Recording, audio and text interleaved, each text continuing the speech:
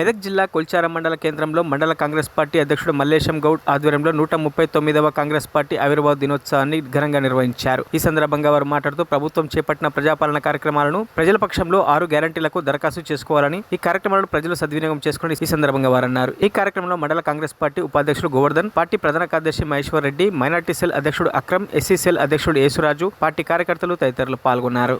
138వ ఆవిర్భావ దినోత్సవ శుభాకాంక్షలు కొల్చారం మండల ప్రజలకు తెలియజేస్తూ ఈరోజు కొల్చారం మండల కాంగ్రెస్ పార్టీ ఆధ్వర్యంలో పిసిసి మరియు డిసిసి ఆదేశాల మేరకు ప్రతి గ్రామంలో కాంగ్రెస్ పార్టీ జెండా ఎగరవేయడం జరిగింది. అలాగే అక్కడ ఉన్న ముఖ్య నాయకులు విలేజ్లలో ఎగరవేసి ఈరోజు మండల కేంద్రంలో నూతనంగా మేము పార్టీ గద్దె నిర్మించుకొని గౌరవంగా చాలా రోజుల తర్వాత ఈరోజు కొల్చారం గడ్డపైన కొల్చారం మండల కేంద్రంలో కాంగ్రెస్ పార్టీ జెండా ఎగరేయడానికి ఎంతో మేము గర్వపడుతున్నాము.